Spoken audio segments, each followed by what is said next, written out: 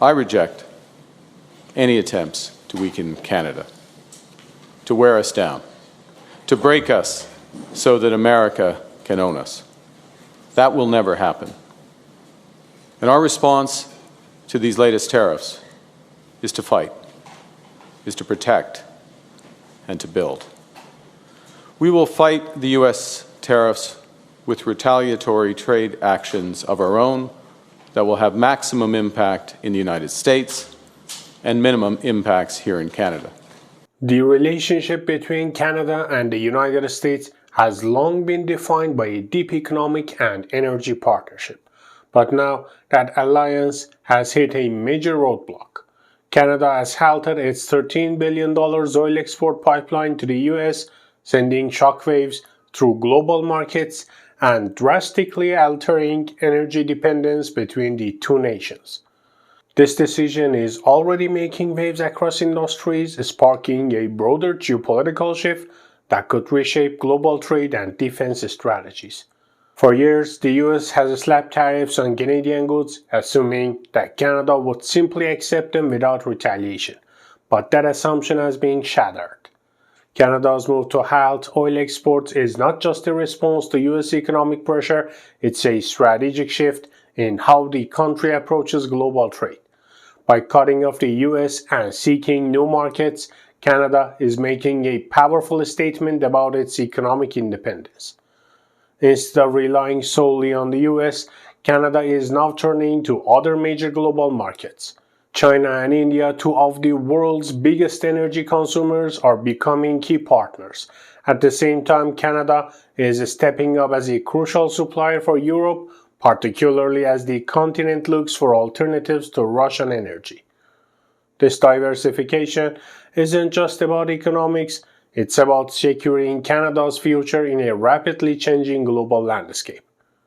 If you find this analysis interesting, don't forget to hit that like button and share this video to help more people understand these massive geopolitical shifts.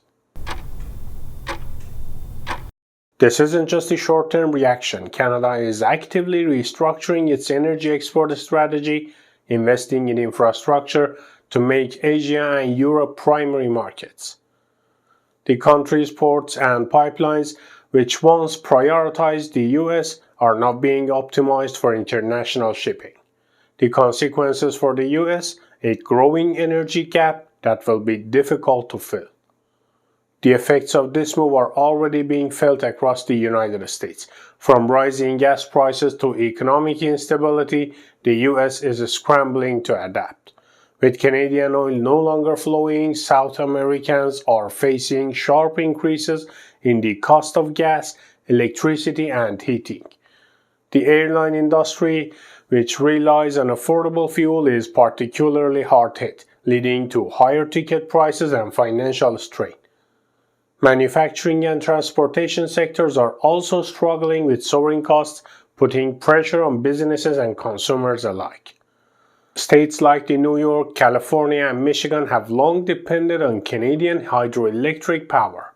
Now, with energy supplies dwindling, these regions face the real possibility of rolling blackouts, especially in peak winter months. Some areas are even considering power restrictions during high demand hours to avoid overwhelming the grid. We've been ripped off for years, and we're not going to be ripped off anymore. No, I'm not going to bend at all. Aluminum or steel or cars, we're not going to bend. We've been ripped off as a country for many, many years. We've been subjected to costs that we shouldn't be subjected to. In the case of Canada, we're spending $200 billion a year to subsidize Canada. I love Canada. I love the people of Canada. I have many friends in Canada. The great one, Wayne Gretzky, the great. Hey, how good is Wayne Gretzky? He's the great one. But we have, I know many people from Canada that are good friends of mine. But, you know, the United States can't subsidize a country for $200 billion a year. We don't need their cars. We don't need their energy. We don't need their lumber. We don't need anything that they give. We do it because we want to be helpful, but it comes a point when you just can't do that. You have to run your own country. And to be honest with you, Canada only works as a state. It doesn't. We don't need anything they have. As a state, it would be one of the great states anyway. This would be the most incredible country visually. If you look at a map, they drew an artificial line right through it between Canada and the US, just a straight artificial line. Somebody did it a long time ago, many, many decades ago, and makes no sense. It's so perfect as a great and cherished state. Keeping "O Canada," the national anthem. I love it. I think it's great. Keep it. But it'll be for the state, one of our greatest states. Maybe our greatest state. But why should we subsidize another country for $200 billion? It costs us $200 billion a year. And again, we don't need their lumber. We don't need their energy. We have more than they do. We don't need anything. We don't need their cars. I'd much rather make the cars here. And there's not a thing that we need. Now, there'll be a little disruption, but it won't be very long.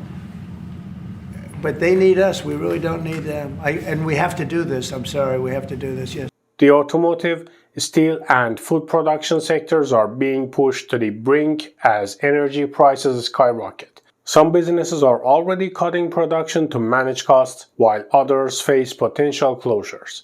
The ripple effects could be massive, affecting jobs and economic stability across the country. This seismic shift in energy trade isn't just about economics. It's a full-blown political standoff. President Donald Trump has responded with tough talk, threatening a 100% tariff on Canadian automobiles, a major part of Canada's economy. But Canada isn't backing down. Prime Minister Mark Carney has made it clear Canada won't be bullied. We're all on the same page. We won't back down. We will respond forcefully. Nothing is off the table to defend our workers and our country. The old relationship we had with the United States, based on deepening integration of our economies and tight security and military cooperations, is over. What exactly the United States does next is unclear. But what is clear is that we, as Canadians, have agency. We have power. We are masters in our own home. Nous sommes maîtres chez nous. We can control our destiny. We can give ourselves much more than any foreign government, including the United States, can ever take away. This isn't just a trade dispute, it's a battle over economic sovereignty. As tensions rise, Canada is also reconsidering its defense partnership. The country is reviewing its massive $19 billion deal to buy 88 F-35 jets from the US, signaling a potential shift away from American military reliance. This move could redefine Canada's role with NATO and the global defense landscape. What do you think? Should Canada distance itself from the US, or is this an overreaction? Drop your thoughts in the comments below. We want to hear from you. This isn't just about Canada. Across the world, US allies are rethinking their military ties. Portugal, another NATO member, has also scrapped its plans to buy F-35, citing concerns about US foreign policy instability. With Canada and Portugal both shifting away from American defense deals, the US is facing a decline in influence over its closest allies. Canada is now seriously considering Sweden's Saab Gripen E fighter jets instead of the F-35. The Gripen offers lower costs, simpler maintenance, and Arctic-ready capabilities, a crucial advantage for Canada's northern defenses. This switch would mark a major break from US military dependence.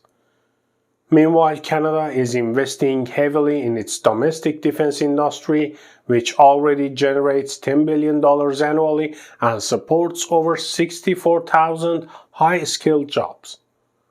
Major companies like General Dynamics and CAE are ramping up production, strengthening Canada's ability to stand on its own. Back in the US, domestic challenges are mounting.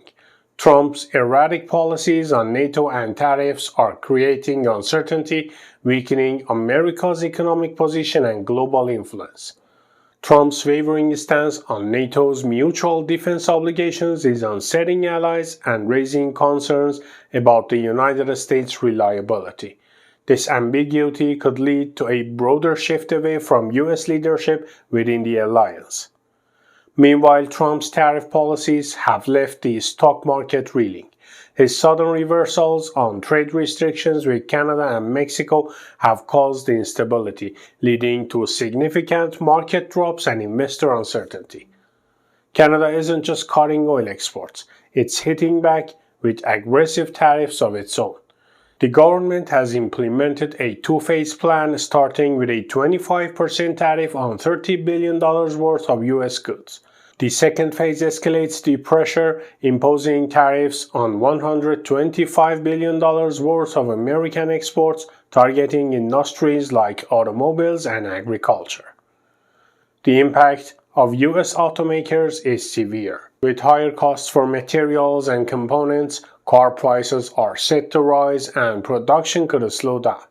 The electric vehicle industry, heavily reliant on Canadian resources, may also take a significant hit. Canadians are overwhelmingly backing their government's hard stance, with over 70% supporting these retaliatory measures. As Canada shifts towards Europe and Asia for trade, the long-term impact on North America's economic balance could be profound. Canada's halt on oil exports to the US is more than just an energy dispute. It's a major geopolitical event that could redefine trade, defense, and economic strategies for years to come. With new alliances forming and economic battles escalating, the US is facing an uncertain future. If you made it this far, don't forget to like, subscribe, and hit that notification bell so you never miss an update on these critical global shifts. Thanks for watching.